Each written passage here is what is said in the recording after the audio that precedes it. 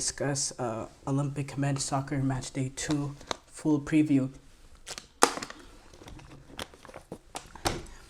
We move on to talk about Olympic Men's Soccer Matchday preview. Um,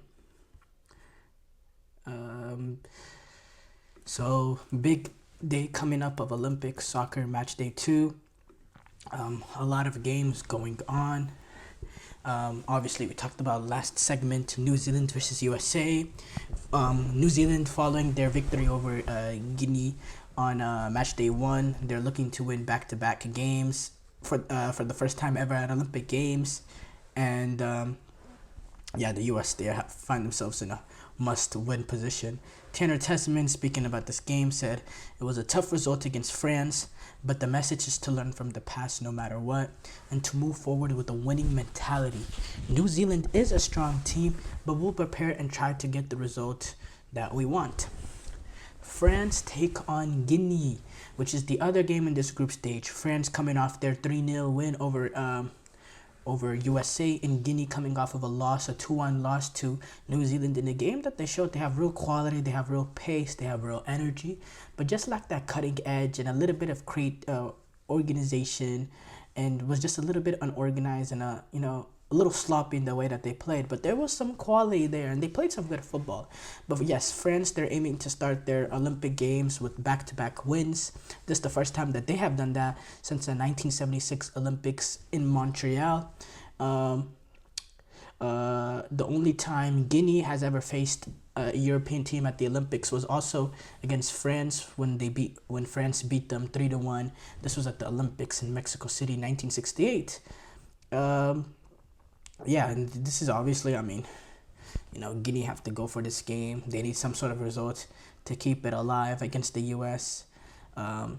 So big game for them. France, they want to continue their forward momentum. They're on momentum right now. They're looking ahead. They want to go win the there's this team looking to win the Olympic Games. There's not a team that's just trying to make it out. This is a team that's trying to win the Olympic Games. They have the best roster, best squad at these Olympic Games. So, they have to continue to impress. They have to continue to dominate. You saw this is a country that actually cares about winning these Olympic Games. If you don't know, Stade Nice is Olympic Marseille Stadium hosted that opening game, and it was a completely packed house. 67,000 completely packed French fans, and it was a heavily supported game. So this game, I expect this to be fully packed as France, continue on their Olympic journey. Argentina, they take on Iraq. Argentina take on Iraq, and it's an amazing stat. Messi is the last ever player for Argentina to score a goal in the first half at the Olympic Games in Beijing 2008. They have not scored a goal in the first half of the Olympic Games since then. Iraq, they're coming off. They have a decent history at the Olympic Games. Getting big wins against European teams. Portugal in 2004, in 2000, and then this past weekend, getting that win over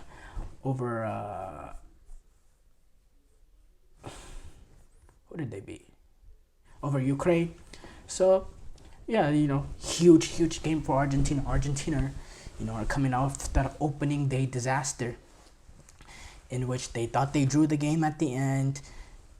Play got suspended real quick. Players came out 2 hours later for a VAR review, and the VAR ruled that goal off, and it led to Argentina actually losing the game 2-1 against Morocco, and now they find themselves in a position must win against Iraq team that opened off their campaign with a win. So that's going to be a fascinating game, in the fact that Iraq has 3 points and Argentina have 0, and sort of similar game that we saw when Argentina took on Mexico at that last World Cup. Obviously the stakes are completely different with the World Cup there and Olympic Games here, but it's a game that Argentina, there's going to be a lot of pressure on their back. It's a must win for them. The experienced players, the Otamendi, need to be solid. Alvarez, that's a big one. Alvarez, he he was not good enough. Didn't make that much of impact in the game in terms of being vertical, making direct runs in behind to threaten Morocco's back line. He wasn't as creative as we see that he can be. He wasn't at his level, and as an overage player, he needs to be above and beyond. And quite frankly, he wasn't above and beyond that Moroccan game. Now against Iraq, he has a chance to smooth it over. I think Thiago Alameda, one of the more talented players in this team, he needs to have more foothold into the game. He needs to control the midfield. In Argentina, they took a little bit of a back foot against Morocco. They allowed Morocco to be comfortable in possession early on in that game, and it kind of made Argentina sunk them in for a bit. Argentina, they need to come out on all guns blazing. They need to have the sort of response that they had after Morocco went up 2-0, the intensity that they had. They need to be able to maintain that earlier on the game so they can get something out of it early. It's very important for Argentina. So, yeah, it's going to be very, very fascinating to see this game. And, yeah, a huge game for Argentina. Ukraine, they take on Morocco. This is Morocco's actually first time being at an Olympic Games. And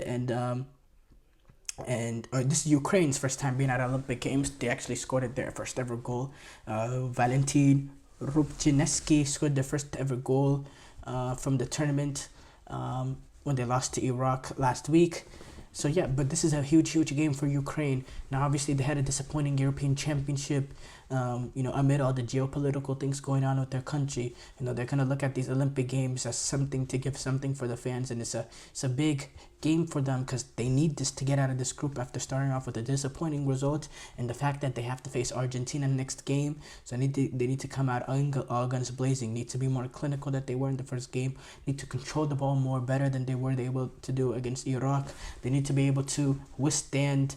They were comfortable in that game early on. It's when Iraq, started threatening and then got the goal. Then Ukraine, it was a little concerning then on. And that's, Ukraine, they need to be more balanced and need to have more poise in those sort of areas. Maxim Tolovierov, the Ukrainian defender, when talking about this game, said, "I watched highlights of the Argentina-Morocco game, and they're both really good teams and very dangerous. We'll try to watch the mistakes they made in the previous game and use that knowledge to our advantage on the pitch." Yeah, Morocco and Argentina, they are the clear class of this team, and I'll be shocked if those are not the two teams that get out. Those are the two teams, both teams reached the semifinals of the last World Cup. So it shows there's heavy quality amongst those two teams. Morocco's a really, really good team and a rising football nation.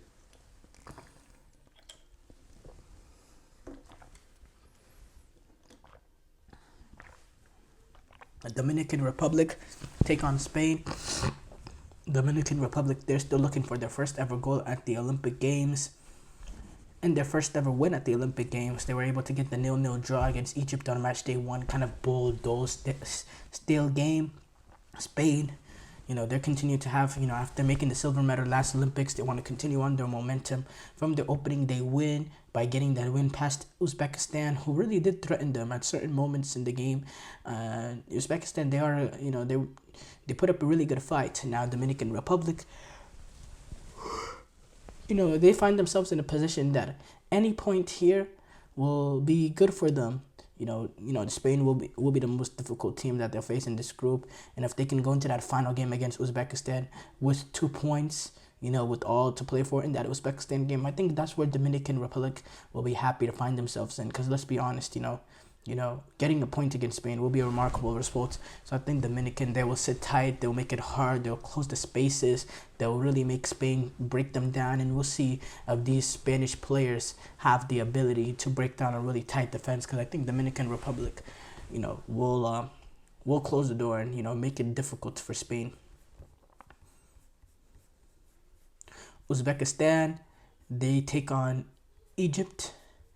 Uzbekistan, they're also trying to win their first games at the Olympics. This is their first time being at the Olympics.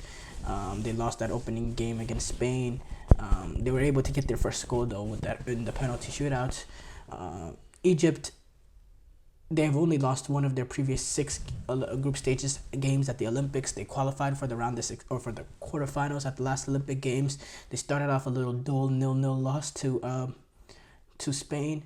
To a 0-0 draw to Dominican Republic. I say loss, but it was really a draw, but it was a disappointing draw. it's a big game for Egypt in the fact that they need 3 points in this game in the bag to go into that final game against Spain, so they can put themselves in a position that they're not really having to chase anything in that Spain game. That's where they want to find themselves in. And Egypt, they have the quality. I think Egypt has more quality than Uzbekistan, but Uzbekistan is able to play football and the better of them, and they play then better than the sum of their parts. The way that they performed against Spain, I think they can cause this Egyptian team some real issues. Israel, they take on Paraguay. Israel, they're still looking for their first ever win on an Olympic game, or since 1968. Paraguay, they had that horrible opening day game against Japan, and the fact that they went it down a goal early, and then they got that red card, and they just completely lost their way. They just looked so open, and they looked so beatable. And yeah, Paraguay, they need to do a good job putting that game behind them, because this is a must-win for them in this Israel game. You have to get the 3 points, because losing 5-0, you're not putting yourself in a position like US. They put themselves in a little bit of a bad position. Paraguay, they're in a really horrible position. They need 6 points. But this is a team, with Julio and Ciso, they have some quality, Paraguay. They really do. Japan is always a strong team at the Olympic Games. So I think Paraguay is able to put that behind them. I definitely think they have the quality to get past Israel, because Israel is a weak team, and they weak team in general. Like, they were lucky to get that point against Mali, in my opinion. Japan versus Mali, Stade de Bordeaux. This is a big game in terms of, I think this is our two really good teams. I think Mali is a really good team. In the way that they performed against Israel, I thought they had the better of opportunities. They just weren't clinical enough. In Japan, they're always good at the Olympics. They play really good football. They don't even have any overage players, but they won the game 5-0 last game, and they play some beautiful football. They're clinical with their opportunities. They take advantage of set pieces. They have brilliant finishers all over the park. And I'm excited for this game, because I think this is a game between two good teams. Shota Fuhio, Japanese forward, is talking about this game, saying we did well to win our first match, but that counts for nothing if we lose the next one. We're preparing now as well as we can for this next match.